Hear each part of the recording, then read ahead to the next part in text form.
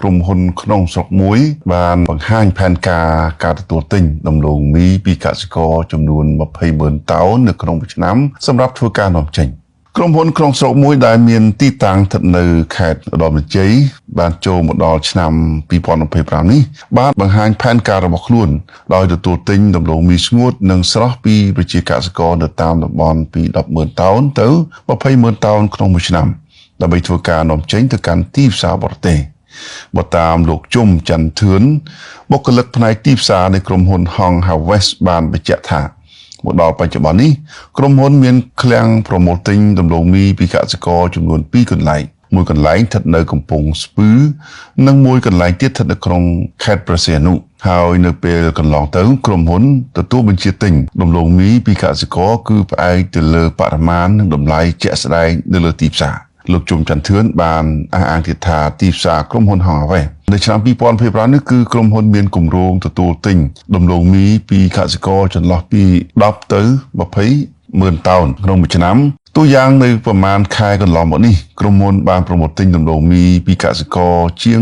50,000 តោននៃផែនការប្រមូលទិញដំឡូងមីសរុបប្រចាំឆ្នាំបើតាមក្រុមហ៊ុនខាងលើសម្រាប់តម្លៃដំឡូងមីក្រុមហ៊ុនទទួលទិញពីកសិករនៅតាមតំបន់គឺពឹងផ្អែកទៅតាមថ្លៃនៅលើទីផ្សារចំពោះដំឡូងមីស្ងួតក្រុមហ៊ុនទិញក្នុងតម្លៃពី650ទៅ700រៀលក្នុង1គីឡូក្រាមដំឡូងមីស្រស់ចន្លោះពី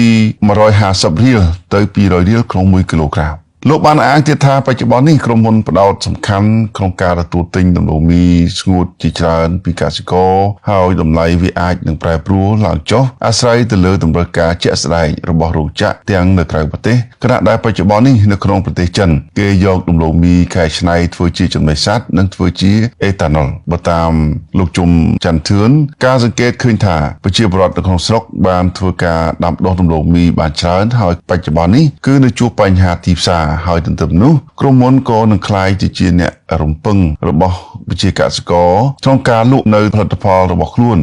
កុំឲ្យកកស្ទះផងដែរលើពីនេះនៅពេលខាងមុខក្រៅពីការទទួលទិញដំឡូងមីពីកសិករក្រុមហ៊ុននៅមានគម្រោងប្រមូលទិញពោតពីកសិករថែមទៀតដើម្បីជួយលើកស្ទួយទីផ្សារដល់កសិករទោះយ៉ាងណាក្តីបើតាមគុណភាពដំឡូងមីរបស់វិជាកសិករក្នុងស្រុកនៅមិនទាន់អាចឆ្លើយតបទៅនឹងស្តង់ដារដែលទីផ្សារចង់បាននោះទេដោយសារតែការដាំដុះកសិករនៅខ្វះខាតខាងបច្ចេកទេសការថែទាំការសម្ងួតនិងស្តុកទុកដំឡូងមីហាក់នៅមានកម្រិតនៅឡើយដូច្នេះហើយក្រុមហ៊ុនចង់ឃើញកសិករបង្កើនការយកចិត្តទុកដាក់សម្ងួតដំឡូងមីឲ្យបានស្របទៅតាមស្តង់ដារដើម្បីឲ្យដំឡូងមីលក់បានថ្លៃខ្ពស់ផងដែរដូច្នេះសូមស្ដាប់ការលើកឡើងរបស់លោកជុំច័ន្ទធឿនដូចតទៅសប្តាហ៍ថ្ងៃនេះយើងនៅគេហៅថាទោះបីជាយ៉ាងណាយើងនៅមានកង្វះខាតទីផ្សារហើយមកដល់ឥឡូវនេះយើងមានជាពិសេសពេលដែលយើងមានបញ្ហាជាមួយខាងប្រទេសជិតខាងយើងក៏ដែលថាបាត់បង់ទីផ្សារមួយចំណែកអញ្ចឹងណាបងអញ្ចឹងទៅខាងក្រុមហ៊ុនយើងនេះគឺជាអ្នកពឹងផ្អែកជាទីពឹងសម្រាប់កសិករសម្រាប់គាត់ចំណិតទីផ្សារឲ្យគាត់ហ្នឹងគេហៅថាបញ្ចេញផលិតផលដែលគាត់ប្រមូលបានហ្នឹងកុំឲ្យស្ទះណាបងណាសម្រាប់ក្រុមហ៊ុន Hong Harvest យើងគឺយើងនៅមានការមានកម្រោងសម្រាប់ទទួលទិញពោតបន្តទៀតដើម្បី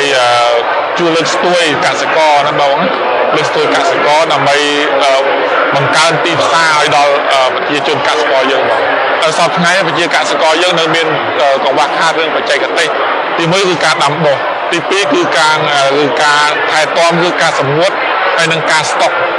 បើសិនយើងចង់បានដលូងនៃតម្លៃល្អយើងទៅធ្វើគុណភាពដលូងឲ្យល្អដែរអញ្ចឹងណាបងអញ្ចឹងបើសិនជានេះសូមឲ្យវិជាសាស្ត្រគាត់យកចិត្តទុកដាក់រឿងការ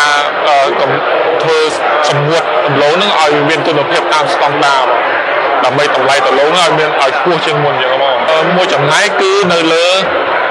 គុណភាពដែរបើគុណភាពយើងអន់តម្លៃយើងគេអាចតម្លាក់តម្លៃយើងទៀតអញ្ចឹងណាបងអញ្ចឹងបើសិនយើងហើយណាមួយបើយើងដល់ថ្នាក់គុណភាពវាអន់ខ្លាំងទៅគេអាចបដិសេធគេអាច reject ទំនិញយើងបានអញ្ចឹងណាបងអញ្ចឹងបើសិនជាយល់ល្អសំខាន់បំផុតគឺរឿងគុណភាពដំឡូងនឹងបងបាទ